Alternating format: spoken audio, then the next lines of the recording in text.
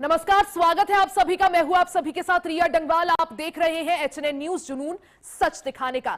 Israel का Iran पर लगातार हमला जारी है। शुक्रवार को इजराइल ने वेस्ट ईरान के 400 से ज्यादा ठिकानों पर हमला किया। इनमें ballistic missile launcher, unmanned vehicle storage शामिल है। आईडीएफ ने हारोद इलाके में ईरानी डिफेंस सिस्टम ले जा रहे एक ट्रक को भी निशाना बनाया। इजराइल की तरफ से कहा गया है कि आईडीएफ ने बड़े पैमाने पर अभियान चलाते हुए सैकड़ों फाइटर जेट और भारी मात्रा में हथियारों का इस्तेमाल किया है। यूएस इजराइल हमलों में ईरान में अब तक 1300 से ज्यादा लोगों की मौत हो चुकी है। सिर्फ इतना ही नहीं, हजारों लोग घायल बताए जा रहे हैं। 28 फरवरी से अब तक ईरान पर कई बॉम्ब बरसाए गए हैं। करीब 1300 से ज्यादा हमले हो चुके हैं। इजराइल का दावा है कि ईरान में 300 मिसाइल लॉन्चर तबाह हो चुके हैं। हमलों की वजह से ईरान में कई जगह पानी बिजली की सप्लाई ठप हो गई है। यानी आज इस जंग का 8वां दिन और इस जंग से जुड़ी बड़ी खबर आप तक पहुंचा दे। खामेनेई के अंडरग्राउंड बंकर पर हमले का वीडियो सामने आ चुका है। कंपाउंड में बने बंकर को आईडीएफ ने उड़ाया। 50 फाइटर जेट्स ने खामेनेई का अंडरग्राउंड बंकर उड़ाया। तेहरान के बीचों बीच आईडीएफ का ये जोरदार हमला, जिसका वीडियो भी अब सामने आ चुका है। 28 फरवरी को अमेरिका और इजराइल ने ये जॉइंट अभियान शुरू किया था, जिसका नाम एपिक फ्यूरी दिया गया। इस ऑपरेशन में ताबड़तोड़ अटैक्स ईरान पर हुए और इन्हीं अटैक्स में हमले के पहले ही दिन खामेनेई के बंकर को उड़ा दिया गया, जिसका वीडियो भी देखिए अब सामने आ चुका है। तो जिस तरह से जंग 8वें दिन भी जारी है, लगातार 8 दिनों से मिडिल ईस्ट में तनाव की स्थिति बनी हुई है। अब ये और ज्यादा एस्केलेट होता है। आखिर कैसे थमेगा, सॉल्यूशन क्या है, इसी पर चर्चा करेंगे। हमारे साथ खास मेहमान जुड़ गए हैं। Political analyst colonel SK Malik ji हमारे साथ हैं और रक्षा विशेषज्ञ कर्नल शिवदान सिंह जी हमारे साथ हैं। आप दोनों का ही बहुत बहुत स्वागत है सर एचएनएन न्यूज पर जुड़ने के लिए। कर्नल शिवदान सिंह जी, 8वां दिन इस जंग का, लगातार 8 दिनों से दोनों ही तरफ से गोलीबारी, बमबारी और एयर स्ट्राइक जारी है, मिसाइलें दागी जा रही है। कर्नल शिवदान सिंह जी, क्या समझा जाए, अभी ये और एस्केलेट होगा या फिर जो है बातचीत की टेबल पर लाया जाएगा?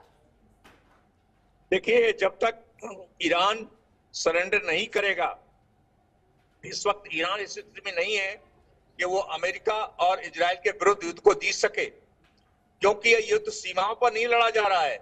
ये युद्ध टेक्निकल मिसाइलों से, ड्रोनों से और रॉकेटों से लड़ा जा रहा है। और और जिसके पास भी एयर डिफेंस सिस्टम स्ट्रांग है, वो इस लड़ाई में जीतेगा। तो विश्व में पूरे में इजराइल का एयर डिफेंस सिस्टम सबसे प्रसिद्ध माना जाता है।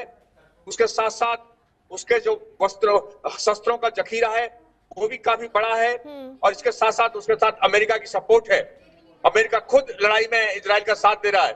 इसलिए ईरान का कोई इसमें चांस नहीं है जीतने का। ईरान जितना जल्दी सरेंडर करेगा उतना ही उसकी सेफ्टी रहेगी।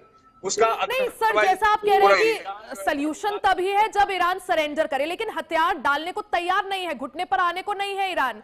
तो क्या समझा जाए, कितने दिन और ये ऐसी ही स्थिति? इसलिए कहा जा सकता है कि ईरान उसी प्रकार विनाश के रास्ते पर है जिस पर यूक्रेन जेलेंस्की ने जिस प्रकार पूरे 4 साल तक रूस की बात नहीं मानी और नाटो को ज्वाइन करने के लिए इससे करता रहा। वो इसी प्रकार से ईरान भी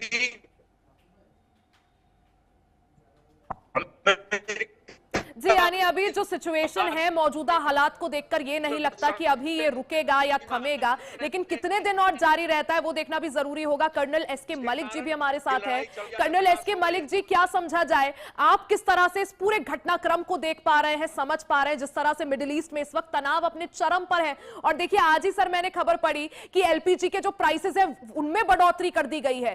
क्या कितने दिन और ये चलेगा सर? रिया जी नमस्कार and thank you for inviting me for your on your platform. देखिए, आज की स्थिति को रिया इस तरह से देखिए कि इसका पूरे ऑपरेशन का ऑब्जेक्टिव क्या है। मोटा मोटा मैं बता देता हूं, डिटेल के लिए बहुत लंबी कहानी हो जाएगी। ऑब्जेक्टिव सीधा सीधा है, वहां पर रिजीम को चेंज करेंगे अमेरिका इजराइल। ये पहले से सोचा हुआ था। जिस दिन बम्बार्डमेंट हुआ उस दिन की कहानी नहीं है ये। ये कई महीनों से प्लानिंग चल रही थी और ये अमेरिकन प्लस इजराइल जो कॉम्बो है उसने डिसाइड किया हुआ था कि हमें खमेनी को एलिमिनेट करना ही करना है।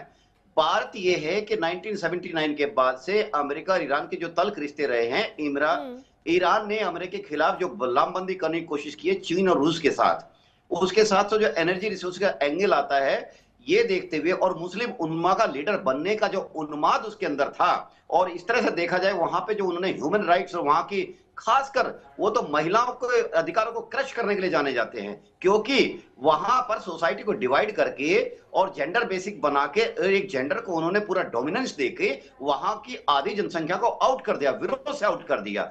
यही रीजन है कि अंदर विरोध ये है और बाहर विरोध ये है क्योंकि उसने इजराइल को, अमेरिका को जीने का अधिकार ही खत्म कर दिया। वहां पे नारे क्या लगते हैं कि death to America, death to Israel, अपने आप में सेल्फ एक्सप्लेनेटरी है। इन बातों को देखते हुए जब तक ये ऑपरेशन ऐसे नहीं आया कि बीच में आया अब वो चले जाएंगे, वो जाएंगे जब वहां पर एक कंड्यूसिव गवर्नमेंट आएगी। लोकल गवर्नमेंट अंदर से ही आनी है। मुझे नहीं लगता रजा पहलवी के पास है, क्योंकि उनका आज की डेट में डिस्कनेक्ट है पूरी तरह से वहां की जनता से। थोड़े बहुत ले उनके साथ जो अपने आप को कनेक्ट फील करते हैं। सॉल्यूशन अंदर से आएगा, सॉल्यूशन पॉलिटिकल कम मिलिट्री भी आ सकता है, लेकिन अल्टीमेटली वहां की जो इस टाइम का ऑपरेशन चल रहा है वहां को एक तरह से जियो पॉलिटिक्स से सिनेरियो से देखे तो वहां पे रिजीम होना, चेंज होना लाजमी है और ये वो करके मानेंगे। जी बिल्कुल, जैसे कर्नल मलिक जी आपने भी कहा कि मकसद है रिजीम चेंज करना, पूरी की पूरी विचारधारा को जो है बदलना। कर्नल सिंह जी देखिए, मलिक जी ने यहां पर कहा कि रिजीम चेंज करना डोनाल्ड ट्रंप का मकसद था। उनका मकसद सिर्फ खामेनेई को मौत के घाट उतारना या उनकी हत्या नहीं, बल्कि पूरी रिजीम बदलना था। लेकिन जिस तरह से अब देखिए, खामेनेई तो नहीं रहे, लेकिन उनके जो बेटे हैं उन्हें सुप्रीम लीडर बनाने की बात सामने आ रही है कि उन्हें सुप्रीम लीडर बनाया जाएगा। फिर रिजीम चेंज कैसे संभव? कर्नल सिंह जी हमारे साथ हैं क्या इस वक्त? एक शर्त है। ठीक है, कर्नल सिंह जी आपसे सवाल था। मैं आपके साथ हूं।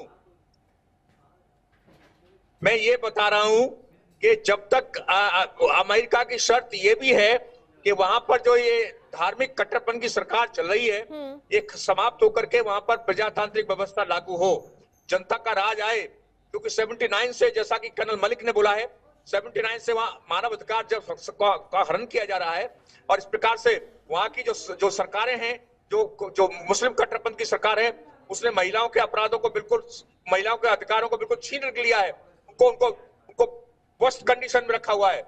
इसलिए वहां के जो 80% जनता त्रस्त है, केवल 20% जनता धार्मिक कट्टरपंथ के साथ है। इसलिए एक शर्त, अमेरिका की सबसे बड़ी शर्त यही है कि वहां पर सत्ता रिजीम चेंज हो और वहां पर प्रजातांत्रिक व्यवस्था लागू हो। इसके साथ साथ ईरान जो है अपना न्यूक्लियर जो सिस्टम जो बनाने का, जो एटम बम बनाने का जो उसका इरादा है वो समाप्त हो, और साथ साथ उसके जो जैसा कि कहा है वहां का सत्ता परिवर्तन हो। बिल्कुल देखिए, क्योंकि एक तरह से अगर मौजूदा सिनेरियो देखें तो जो आम जनता है, जो आम लोग हैं, उनकी कोई गलती नहीं है, लेकिन सबसे ज्यादा जो इसमें जाने जा रही है वो आम लोगों की जा रही है। वही लोग परेशान हैं। ये जो लड़ाई चल रही है, युद्ध जिसे हम महायुद्ध कह रहे हैं, इसमें आम लोगों की जाने जाना ही इंसानियत की सबसे बड़ी नाकामी है। आप दोनों ही बने रहिएगा, एक बड़ी खबर से रूबरू करा दे दर्शकों को। तो देखिए, राष्ट्रपति डोनाल्ड ट्रंप की ईरान को बड़ी धमकी, यहां पर बड़ी धमकी डोनाल्ड ट्रंप द्वारा ईरान को दी गई है। तेहरान के मेहराबादी इंटरनेशनल एयरपोर्ट पर हमला। ये बड़ी खबर बता दें, सरेंडर में ही ईरान की भलाई है। डोनाल्ड ट्रंप कह रहे हैं सरेंडर में ही ईरान की भलाई, सरेंडर के बिना कोई डील नहीं होगी। तो डोनाल्ड ट्रंप चाह रहे हैं कि ईरान सरेंडर करे। हम ईरान को सरेंडर कराना चाहते हैं। राष्ट्रपति डोनाल्ड ट्रंप की ईरान को बड़ी धमकी, ईरान से कोई बात नहीं होगी जब तक सरेंडर नहीं होगा, कोई डील नहीं होगी, ईरान बिना शर्त सरेंडर करे। और चर्चा के लिए मेहमान हमारे साथ लगातार बने हुए हैं। डॉक्टर कर्नल मलिक जी, आपसे समझना चाहूंगी, डोनाल्ड ट्रंप ने साफ कह दिया कि जब तक सरेंडर नहीं होगा कोई भी डील नहीं होगी। तो कोशिश तो यही है कि ईरान के हाथ पांव देखिए वो लगातार तोड़ रहे हैं, मरोड़ रहे हैं, लेकिन ईरान घुटने कब टेकेगा? रिया, आप ये देखिए कि जो 3 शर्तें हैं वो शर्तें नई नहीं हैं, ये शर्तें दशकों से हैं। सबसे पहले तो ये है कि वहां का परमाणु कार्यक्रम, असलियत में क्या था कि अगर आप याद रखें 88 और 90s की बात है, जब वहां पे पाकिस्तान के एक बड़े परमाणु वैज्ञानिक हुआ करते अब्दुल कादिर खान, उन्होंने तो देखा जाए चोरी छुपे स्मगलिंग का एक तरह से ठेका ही ले रखा था सबको पैसे के लिए। और इसमें पाकिस्तान की सरकार का चोरी छुपे हाथ था। परमाणु जो टेक्नोलॉजी है बेचना, परमाणु मटेरियल को उसको बेचने की पूरी संभावना थी।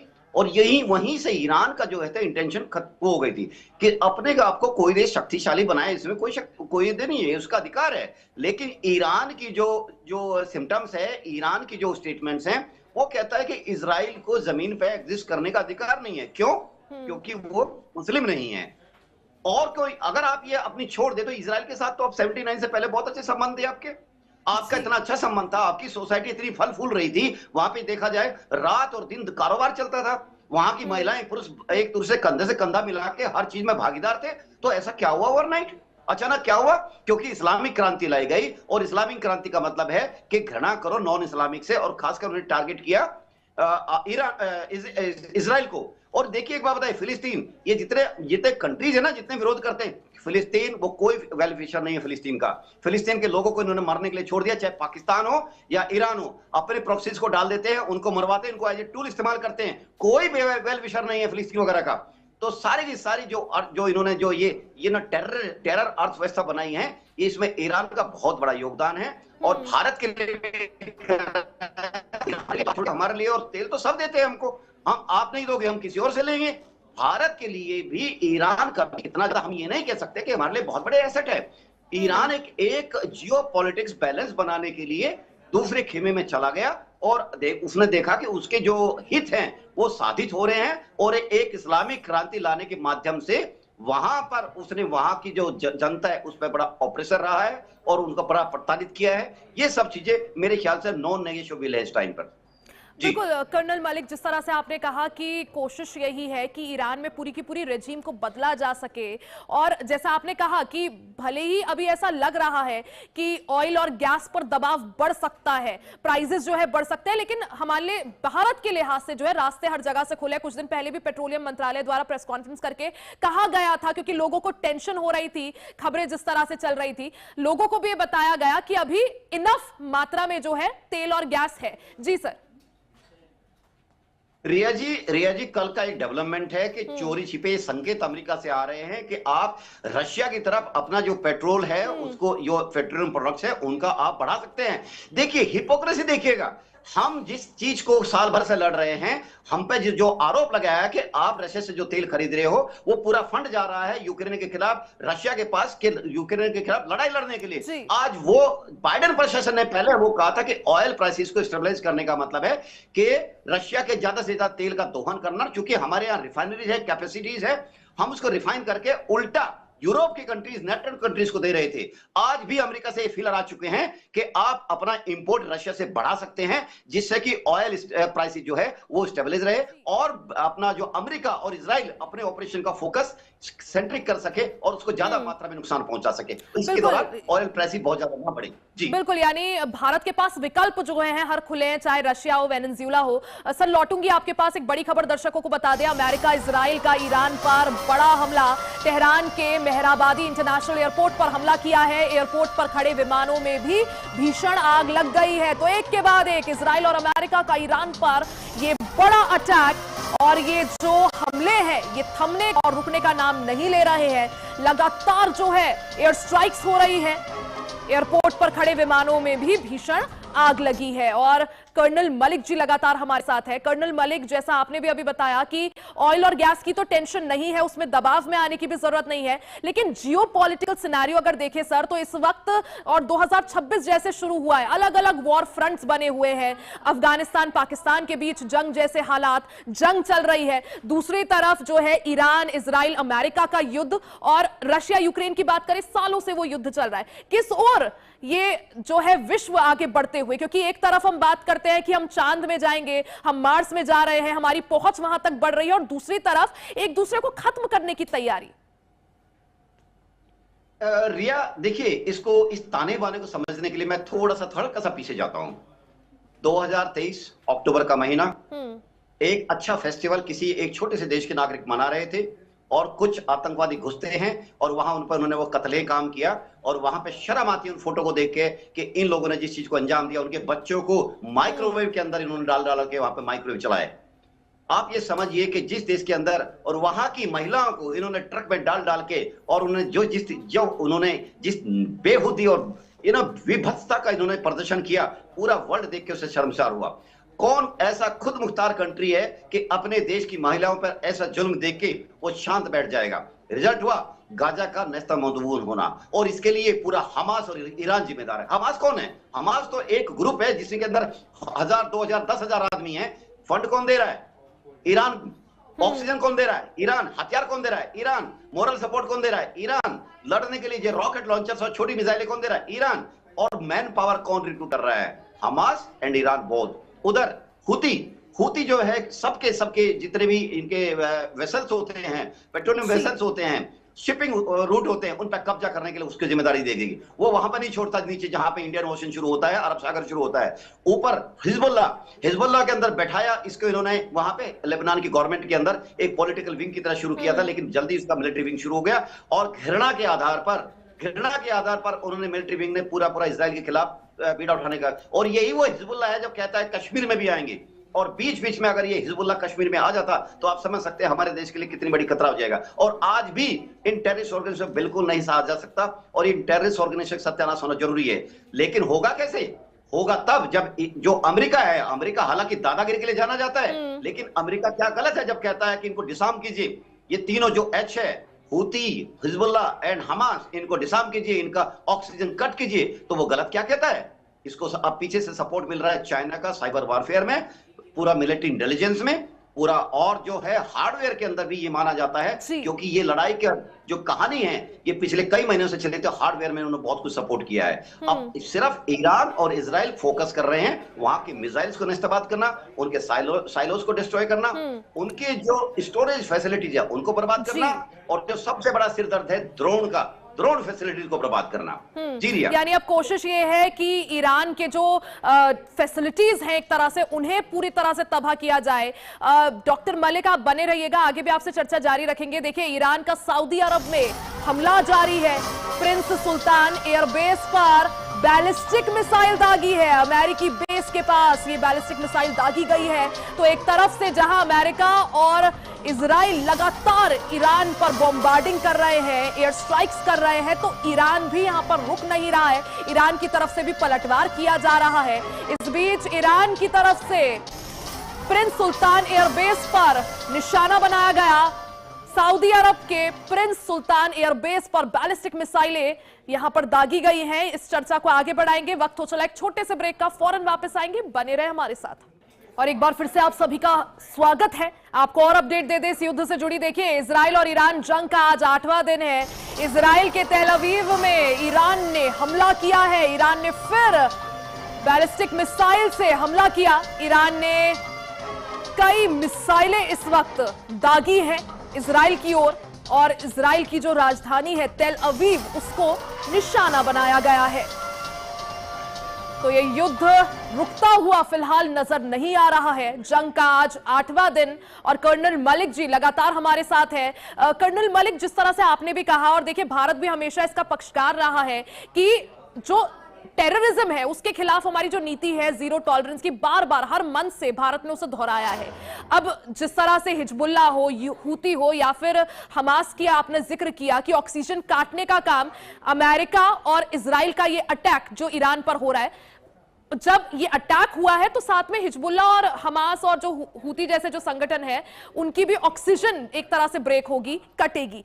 लेकिन सर देखिए, दूसरी तरफ ईरान जो है रिटेलिएट भी कर रहा है, लगातार पलटवार जारी है। रिया, देखिए, जब कोई ऑपरेशन होता है, कोई दो देशों के बीच में युद्ध होता है, तो वो पहले दिन खत्म नहीं हो जाता। कोई भी देश है, ईरान है, चाहे उसकी जो भी पॉलिसी है उसके हिसाब से वो ठीक है, अपने को प्रोटेक्ट करने के वो अंत तक लड़ना चाहेगा, जब तक कि उसकी कैपेसिटी एग्जॉस्ट नहीं हो जाएगी, उसके वेपन्स एग्जॉस्ट नहीं हो जाएंगे, या उसकी मैन्युफैक्चरिंग फैसिलिटी है वो ध्वस्त नहीं हो जाएगी। और यही इजराइल और ईरान और अमेरिका करेंगे। देखिए मैं बताता हूं, बीच में आपने देखा होगा कि 1-2 दिन इजराइल की तरफ से मिसाइलें कम चली। इसका मतलब ये नहीं है उसके पास मिसाइलें कम होगी। मेरा अपना एनालिसिस ये है, जब मैं देखता हूं उस चीज को, कि क्या होता है कि जब आप मिसाइल फायर करते हो तो वो आपकी लोकेशन भी रिवील कर देता है। एनिमी कंट्री आपकी पोजीशन को पकड़ लेता है, वो ये भी देख लेता है कि अच्छा यहां से साइलोज है, यहां पर आपकी स्टोरेज फैसिलिटी है, यहां से फायर हो रहे हैं। यही करने के लिए आप मोबाइल लॉन्चर्स रखते हैं, जो छोटे छोटे लॉन्चर्स होते हैं, लेकिन उनमें मिसाइल बहुत ज्यादा दूरी की नहीं होती। जनरली 400, 600, 800 यानी 1000 किलोमीटर तक की मिसाइल आप उसमें लोड कर सकते हो। 1000 किलोमीटर की मिसाइल आपकी इजराइल में नहीं पहुंचेगी, तो आपको 2000 या 2000 प्लस मिसाइल लॉन्च करने के लिए आपको साइलोज का इस्तेमाल करना पड़ेगा।